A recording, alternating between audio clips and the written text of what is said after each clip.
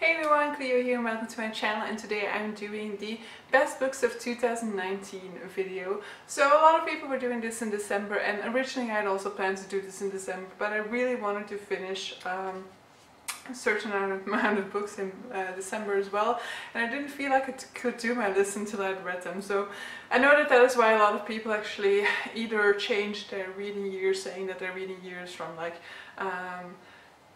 starts in December and goes until November, or they decide to like reread in December or things like that. But so I think that I will just continue the way I've done it now, so doing my best books of 2019 video in January. I actually like the way that like now my December videos were very much 2020 focused, and like my first videos of 2020 will be looking back on 2019 then. So in terms of best books for 2019, I'm not sticking to a certain number or anything like that, but this list is going to be the list of like the books. When I went through the list of everything that I read this year, the books that I instantly picked out as being the best ones. So there are other 5-star reads, for example, from this year that aren't on there. There might be books in this pile that actually at that point I rated 4 stars that I've now considered to be among the best that I read this year. So this is very much just an intuitive list and not based on numbers or anything like that. I'm not going to give you like my best book for 2019 because I cannot decide. I will tell you which 2 it is down to, and I will start by talking about those 2. So basically, after reading this book, I thought that nothing would surpass it. I was pretty damn sure it was going to be my favorite book of 2019, but in September I then read a book that came super close. The book that first captured my love for this year was The Overstory by Richard Powers. So I think I read it in June or July, and so for 3 months or something this book was at the top of my list in terms of best book I read in 2019. So The Overstory by Richard Powers, I read this because this was shortlisted for the Booker Prize in 2018, and I wanted to get around to the entire shortlist. Obviously I didn't get around to the shortlist before the winner was announced, and the same happened in 2019. So I have read 3 books of the shortlist for the Booker Prize in 2019 at this point, but I haven't read the full list. But so The Overstory kind of took me by surprise in a sense, I guess, because based on the premise it doesn't necessarily sound interesting, and that'll be the case for both of the books that I consider to be my best reads for 2019. So The Overstory is about trees and the way that, and it's kind of, as far as I understood it beforehand, I thought it was going to be like the way that trees see our lives, and so that really didn't interest me this much, but it's very much about how trees impact our lives and like the bonds that people can have with trees, and about the fact that we need to help preserve these trees because trees are very much in danger in our current society. And so at the very beginning of this book we are introduced to 9 different storylines of people who somehow either throughout their life have grown to love and respect trees, or throughout this story will come to have a deep regard for trees. And so we get these 9 different sort of like short stories in which we're introduced to these characters, and I must say that that was actually also the most powerful part of the book, or at least the book that was the best established. And then we move on to sort of like starting to interrelate these different characters into each other's life, but most importantly into the lives of trees, as some of them, for example, start to take part in tree activism. I really love this one. I do think it like kind of forces its message down your throat, but since I liked the message I didn't necessarily care that much. It was also not like that I was annoyed with the fact that it was very clearly stating its message. It's just that I think that for certain people who might might take offense to that, this will definitely be off-putting in that regard. But for me, in any case, I really love this book. I love the structuring of it, the use of the language. I really love it, and I think I want to reread it at some point in life as well. The book that then kind of made it difficult for me to decide was a book that I also read in terms of the Booker Prize, in this case for the long list of 2019. So when the shortlist was announced for the Booker Prize for 2019, I ordered this online, but since the Testaments wasn't out yet, I couldn't get my book package yet. But I was so much in the mood to get going on the 2019 Booker Prize that I decided that I would check out Script and see like the books that they had on there, which were part of the long list, short list for the Booker Prize, and that I would get around to those already.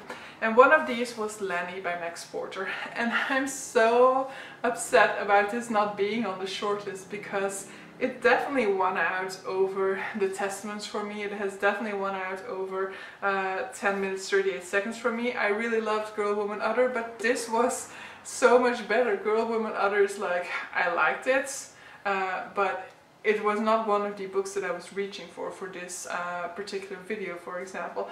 So Lenny by Max Porter is another one of these cases where the premise doesn't necessarily sound interesting. So the premise is about a small town in the United Kingdom. It's about a family who is city people who move to the countryside, about the prejudice between country people, city folks. But amongst all this background, we have our main character. We have the character of Lanny.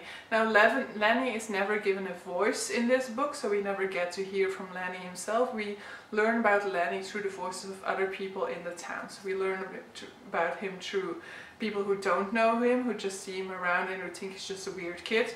We hear from him from the voice of his mother, from the voice of his father, I think as well, from the voice of a sort of like grumpy old man who is kind of taking him on and like teaching him about art, and we learn about him from this voice of his sort of like mystical character called Detmolde Tutwig, who seems to be kind of like the voice of nature, the voice of the essence of the town and things like that. But it is a magical book to read. I know that the premise sounds very weird and it doesn't give you any sort of clues about what it is, but it's very much rich language throughout, so it's a very sort of like lyrical language, so if that's not really your thing, then as well just like maybe skip it. But you also have this like sort of interesting typography and things like that, so this is probably one of the passages in which you are given like the voice of the town people. I would suggest you listen to it on audiobook, maybe with a physical copy at hand. So I didn't have the physical copy, and it's not necessary, but I did feel like I wanted to see the way that this was written down on the page as well, because I could imagine that it was going to be something like this, for example. But the audiobook is wonderful as well. It has got a full cast, and it also has like nature sounds and things like that in the background, and it's just like it was very much like a transportative experience for me. You know, I really just kind of left my place and went to this little small town in the UK, and so I was also just living with the audiobook for a little bit. I don't think it's very long, because like you can already see that this book is, yeah, it's like just over 200 pages, or yeah, like 204 or something like that. So the audiobook probably also wasn't very long, but like it's the only time that I've listened to an audiobook while cooking, for example, which shows you how much I didn't want to stop listening to this one. So yeah, cans aside between these two for my favorite reads, I will definitely be reading Grief is a Thing with Feathers by Max Porter as well. I've actually heard people say that that is better.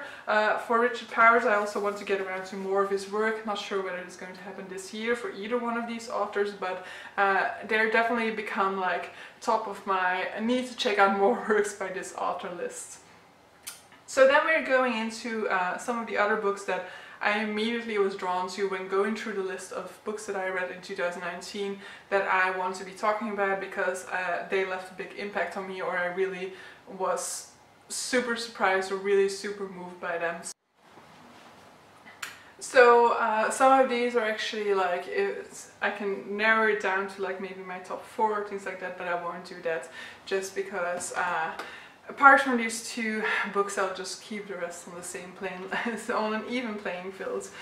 So the first one that I'm going to be discussing is Extremely Loud and Incredibly Close by Jonathan Safran Foer. So this is a book that a lot of people actually, in Belgium at least, have to read for high school. I never had to. I did read one of the other books by Safran Foer at a, like, I think in 2016, his latest release, Here I Am. But I wasn't necessarily blown away by that, and that kind of kept me from discovering more of his works, or at least from discovering them in a timely manner, because I did love the movie for Extremely Loud and Incredibly Close. And so I did really want to read this book, but still it kind of kept staying on my shelf rather than being read. And so this year I decided to get around to it because Jonathan Safran Foer was doing a book talk in my city for the release of his newest book, and so I decided to try and get as much of his work done in the short amount of time that I had before his talk was there, because obviously I'm very much an impulsive person, very much not a planner. So at the point in time when I came up with this idea, I just didn't have too much left. But I did manage to get around to 2 of his works. The other one, Eating Animals, I definitely would also recommend. I just didn't want to talk about 2 different books by the same author in this list, so that's why I'm only keeping it to Extremely Loud and Incredibly Close. Eating Animals is a non-fiction book. Extremely Loud and Incredibly Close is a book about 9/11. So I never wanted to introduce this book in that sense, but everybody does it, and actually it is also mentioned on the back cover, so I don't know whether that is something that you're supposed to realize, but I don't think you realize it in the book, in the movie. I think in the movie that is kind of like the discovery you make, but in any case, since it's on the back cover, I'm also introducing it that way. So it's a book about 9/11. It's about a boy called Oscar who lost his father on 9/11 2 years ago. So his father died that day, and it's very much about him trying to deal with that loss and him trying to get closer to his father as he feels like his father is starting to slip away. Also because, for example, his mother is starting to date somebody else at this point. And so he's trying to recover the connection to his father, and he does so by going on a sort of mission. Because his father would often set him certain challenges, and he would have to figure out the clues and try and find out the secret that his father wanted him to uncover. And at the beginning of this book, he is kind of like hiding in his father's closet, and then a vase falls down, and in the vase there is an envelope which has a name on it and which has a key inside. And so he was trying to then uncover who this envelope belongs to, what that key unlocks, and what the link is to his father. It's a beautiful book, and just like Lanny by Max Porter, it somewhat like uses a different format from time to time. So there's a lot of photography in there, but there's also times where there are just like these things, like a full empty page with just one line on it, which you will uncover throughout what it means. It is also very much a book about so here also you have different typography. So it's also a book very much about fathers and sons. So it's not just about Oscar and his father, but we will see other instances of fathers and sons, of sons losing their fathers, of fathers losing their sons. So I really love this throughout. I think the movie is as good as the book. I think the book gives you a different depth and different way of experiencing the different storylines than the movie does. But the movie definitely also does a really good job. It's not a like page-to-page rendition of the book, and that is its biggest strength. Its biggest strength, I guess, in this movie is to find a way to tell the same story but through the format of movie, and I think it also managed to do that wonderfully. And so I really love this book, and I definitely actually want to maybe really set the intention to get around to more of Safran's work. He doesn't have necessarily like a whole list, so that's also the reason why I really want to get around to it, because I have 2 more books by him that I want to get around to, and I think that also actually would mean that I'm caught up to his work. So I would definitely want to get around to that, because so far I've really been enjoying his literature. Next up is a Japanese book, so obviously in translation because I don't know any Japanese. So this was a sort of like, I read this because I had given myself sort of like buying restriction. I couldn't buy more books by this author until I'd read every single one that I had on my shelf. Not that I had so many, but just because I was buying multiples by this particular author without necessarily picking up more of his works. So I was saying, before I start to buy even more of his works, I just want to finish the ones that I have. And the last one that I had to finish that way is The Colorless Tsukuru, Tazaki and His Years of Pilgrimage by Haruki Murakami. So this is very much the first Murakami that I read by him that is of his different writing style. So he basically is most well known for writing magical realism, but like sort of like weird stuff. You know, we have the sort of like lyrical magical realism that is the Latin American magical realism, where magic is kind of used to embellish the world. In Murakami's case, the magical realism is oftentimes something more like dark, something grimmer, something more sexual, and this book is very much different from that. So all of the books until now that I've read by him have been more in that magical realism sense. So they've had weird things occurring, they've had weird sex scenes and things like that, but this one didn't have that at all. I think the only weirdness here happened in a dream, and so this one is very much more of his sort of like contemporary work, along the lines, I assume, then of Norwegian Wood, which I haven't read yet, but I do want to get around to. And so far this is actually my favorite Murakami. I like his magical realism, but I loved this book, and I guess the reason why is because this is very much about a character with low self-esteem, and I've definitely struggled with low self-esteem as well, and I kindly recognize myself in that sense in this character throughout. So the colorless Tsukuru Tazaki is called colorless because in his youth he has 4 friends, and they have names in their last colors in their last names. So they're Mrs. Red or Mr. Blue or whatever. So their names in Japanese translate to one of these colors. But he doesn't have this, and so he starts to get known as the colorless Tsukuru Tazaki. But he internalizes this idea of colorless in the sense that he feels like his friends are like very much outspoken, colorful people. He feels like, yeah, they have a very clear personality, a vibrant personality, whereas he feels himself to be somewhat like the person tagging along, but not a person who's essential to the group, because he's not really contributing anything in his mind. And so when during their college years he is kind of returning to their hometown, he is being pushed out of their group, he considers that to be natural. You know, they tell him like, you're not welcome here anymore, and he doesn't question that. He just assumes that this is because they finally realize that they can do without him.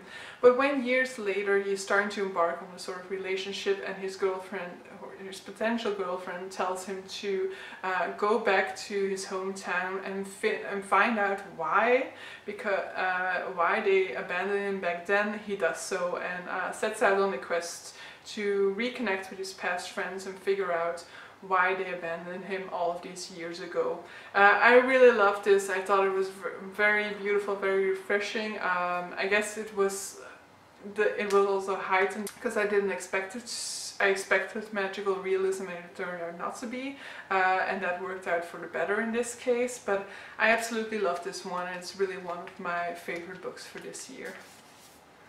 So, in case you haven't noticed, I'm kind of fighting the sundown here, so I'll try to keep it short, but I have at least one major book to go to. So this one I can keep short and simple, and that is Skyward by Sanderson. So as with Jonathan Safran Foer, I'm only putting one Sanderson on here, and so I decided to go with Skyward. Skyward is a sci-fi, a YA sci-fi. It's his first YA sci-fi, or at least the first one that I read or that I'm aware of. I'm not aware of his entire backlist, and I really enjoyed it. I wasn't sure going into it whether what I liked about Sanderson is his adult writing, but it definitely also translates well into YA stories. So in Skyward we are following Spencer, and Spencer is the daughter of a previous fighter pilot who lost his life in a major battle, but the circumstances of his death were less than beneficial. So it is said that he basically jumped ship at the end or during this battle, so he decided not to take part of the battle. He was killed nonetheless, but because he is then branded a coward, people in this society are very much branding Spencer the same way by association. And in this society, that's really like the worst thing that can happen to you, because bravery is really what they value above everything. This society is kind of stuck on their planet, and their planet isn't very prosperous. It doesn't have very much like very good natural resources or things like that, and they cannot escape from it because every time that they try to do, they are attacked, and even if they stay put, they are regularly attacked by certain aliens. And so bravery is very important for this society because they need fighter pilots to try and get out of there, because if they don't make it out of there, there isn't a good prospect for them on their planet neither. And so the cowardice of her father has really set her back, but Spencer is determined to make it into flight school and to learn to be a fighter pilot herself. So throughout this book she has to constantly battle these sort of like accusations of cowardice, and she, as a result of like constantly being called a coward, has also put up this sort of like fronts, you know. She's very aggressive, she is very assertive, brash, she's constantly saying like very ridiculous aggressive things to people, and at the first that was kind of off-putting, but I did really grow to love her throughout the book, especially since you grow to see how she has this sort of very much this, while she puts up this very strong front, she has all of these doubts inside about whether or not she might not actually be a coward, you know. She's constantly thinking about like, is this the way that an actual brave person would act, or isn't this a sign of cowardice and things like that. So I really loved this book. Sadly the second one did disappoint me a little bit, but I'm hoping that for the third one Brandon Sanderson can turn things around and return to this wonderful storyline that we got in here. I still loved the character in the second one, but I didn't love the storyline as much, so I'm hoping that he can reclaim that brilliancy in the third one.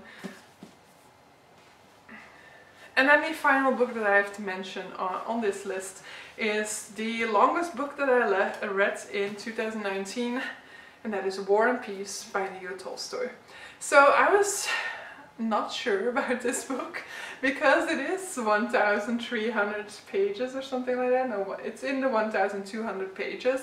It is a Russian classic, and I haven't always enjoyed reading Russian classics. I've always felt them to be very valuable once finishing them. You know, I've had struggles to get through them, but I've contemplated them at the end and been like, yeah, this actually was a really good read. It was dealing with a very interesting topic or things like that. But the reading experience itself hasn't necessarily always been super enjoyable, but this definitely wasn't the case for War and Peace. I was dreading it in a little bit, thinking like, okay, I'm gonna have to power through this one, set myself like goals of reading this or that every day. And maybe at first I had to do that, I don't remember at this point, but definitely this quickly developed in sort of me like constantly wanting to pick up War and Peace rather than having to make myself pick it up, because obviously I'm not taking this book on my commute. So sadly on my commute I was like, I want to be reading War and Peace instead of reading this other book that's more manageable to bring on the bus with me. But so War and Peace, it's difficult to fully describe it. So we are following multiple characters of the aristocracy in Russia. I think the majority are in the St. Petersburg area in this book, and we are following them both during wars and outside of wars. So the wars that we are dealing with here are the Napoleonic Wars, and so we are also very much dealing with the character of Napoleon, with certain characters idolizing Napoleon, and then the weirdness of a situation where you're idolizing this person but then you're in a war with this person as well.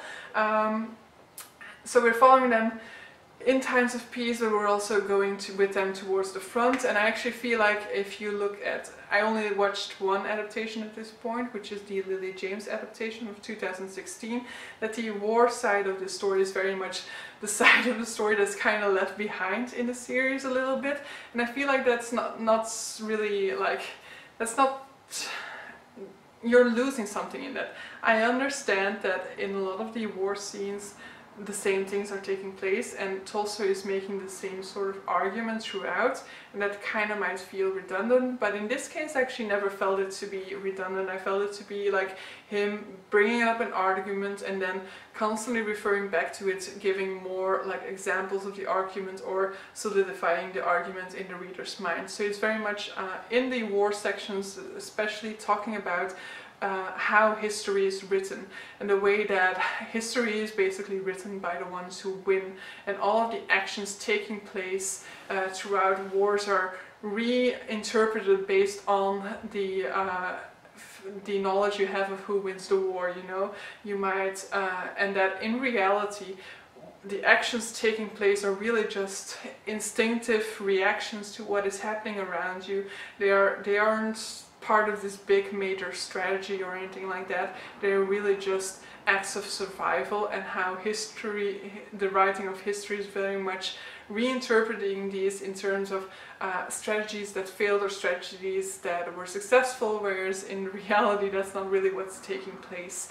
But I really love this one, and the love stories throughout, and the sort of like look at the aristocracy, and then the character of Pierre, who's also kind of struggling with his place in the aristocracy. He was very much a rebellious character in his youth, and then he inherits a big fortune, and he has to kind of reimagine his place in this world, like now that people are depending upon him as a landowner, and he wants to improve their life, but he doesn't necessarily know how to go about those things and things like that. And so I really love this one, and I really want to reread it at some point, but because it's so long I don't think I'll be doing that in 2020 in any case. But I loved it. It's possibly my favorite classic now. I'll have to re-look at the list of all the classics I read at this point, but I mean, otherwise I would say Persuasion by Jane Austen, but I do think I actually love War and Peace more, which is